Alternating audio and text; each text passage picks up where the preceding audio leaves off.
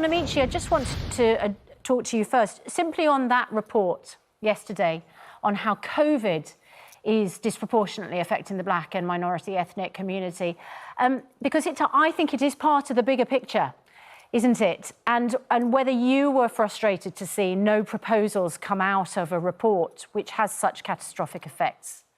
Yeah, I'm entirely frustrated by it. One of my other hats is that I'm a director of the country's largest NHS trust. Along with my colleagues, we are really frustrated that we can't get all the data that we need.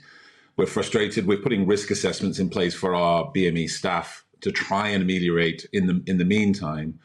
But fundamentally, when we look at the protests of the last few days, the health inequities that exist, these are all part of the same continuum. People might be surprised to know that there are social components, bias components to the lack of healthcare for a lot of minorities. When you look at things like maternal mortality, if in Britain you are a black woman having a child, you are 5 times more likely to die in childbirth than a white woman. So we know that this pervasive social problem that we're aware of now because of this case in America, and perhaps resonating more clearly now because of that, it has ripples throughout society, and not just in America, but here as well. I mean, Joanna Judge, that goes to absolutely to the heart of what people were doing yesterday. When celebrities were posting that black square as part of Blackout Tuesday, it's vital, isn't it, that it's not just about posting an image. It is about educating ourselves as white people, all of us, on exactly what John Amici is saying about the disproportionate effect, not just of police violence, but of all sorts of policies on the black and minority ethnic communities. Yeah, definitely. I mean, I absolutely welcome, the social media movement that was happening yesterday in terms of the Blackout Tuesday. But the point is that, and the problem is that people don't understand what racism actually is. So, this was sparked all because we've seen the most explicit and the most horrific example of racism. But the point is, people, especially in this country, don't tend to understand the difference between overt and covert racism. So it starts with the actual education and the awareness and starting this conversation. And the reason why I welcomed this Blackout Tuesday as well yesterday is that without things like that and without allies and without opening up the conversation at such a large scale, Black people can't do it on our own. Because the problem is when we do try to have these types of conversations, usually they kind of fall on deaf ears.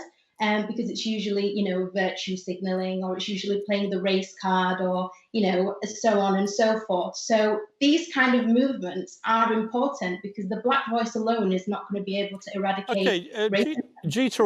I mean, I didn't do the Instagram Black Square post, not as a deliberate act of defiance. I felt we'd done an hour of debating these issues on the programme yesterday, so I hadn't been silent yesterday. It seemed a bit pointless to me.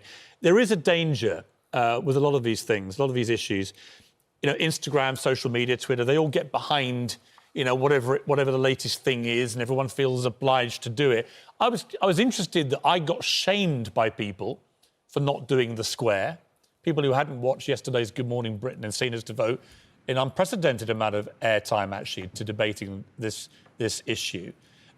Where is that line? I mean, I don't think people should be shamed into posting things or not posting things. I think they should be educated about the issues better. I think they should hear from Black voices about what racism really is and how it really manifests itself. I don't think you should be judged according to your ability to post a black square.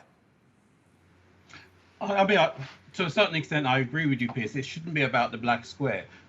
But I think it's about people having the need to have a visible sign that people are talking about these things. I think the black square is a way of creating a debate. Looking at it, in the broadest sense, we're at a time where people need to talk. We need to have conversation. We need to have dialogue, which is what you're doing here. And I think all of these things create the dialogue. Whether good or bad, we need to have these dialogues. But if my sons are all one's late teens, two in their 20s, and they were all like telling me late last night, come on, Dad, do your square. They all did it. I got that they felt energised by what was happening.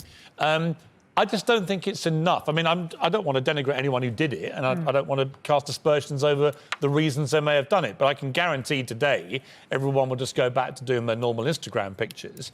And what worries me about this George Floyd thing is that I was in America for a lot of very similar outrages from Trayvon Martin and other stories like that, where I really felt that change would happen, and nothing actually changed.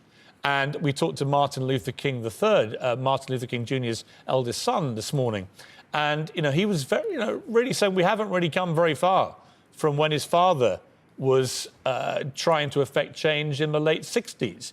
And I found that quite depressing. And when I see these scenes across America, I find those depressing. The only glimmer of hope I see this time is I am seeing, and this is where social media has been very effective, I am seeing videos of police officers and army people getting on their knee and showing solidarity. And I'm seeing a remarkable video. I want to play it, actually. This is where a group of white people decided to show their support for the black community in their neighbourhood by getting on their knees. This is in Houston, in Texas, and Houston, this is where in George Texas. Floyd used to play basketball. Right, where he used to live. Let's watch a little bit of this clip. John Amici, I found that very, very powerful. It was something I've not seen before.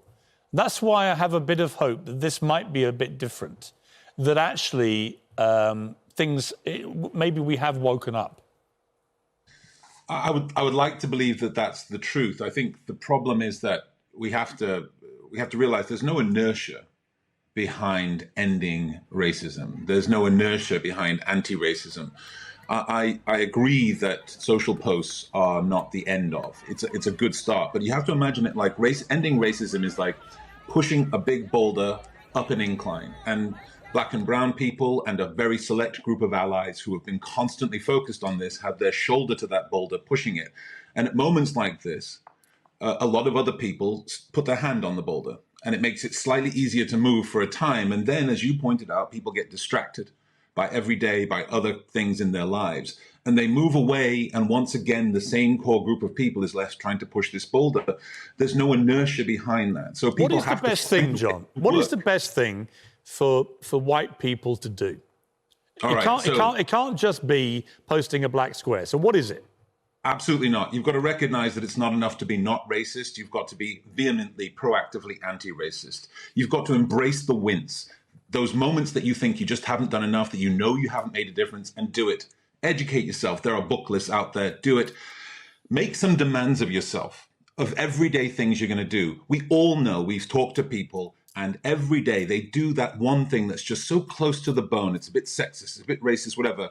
Stand up to them. Love may be unconditional in your family, your racist uncle or whatever else, but proximity isn't. You don't have to co-sign on their behavior.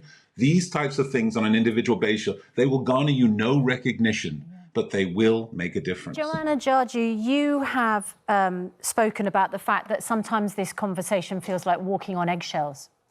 I mean, in this moment where we have all seen brutal racism played out in the most tragic way possible, is an unfortunate but necessary opportunity to be able to speak out, I imagine, without feeling like you're walking on eggshells.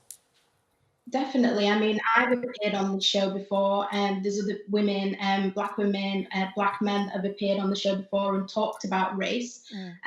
But we do kind of have to walk on eggshells, because the kind of response that you get when you're just, in a position of telling your own lived experience is extraordinary, really. And in my lifetime anyway, I think this is the first time I've been able to kind of strongly and openly, without mincing my words, talk about, how I'm feeling and what my experiences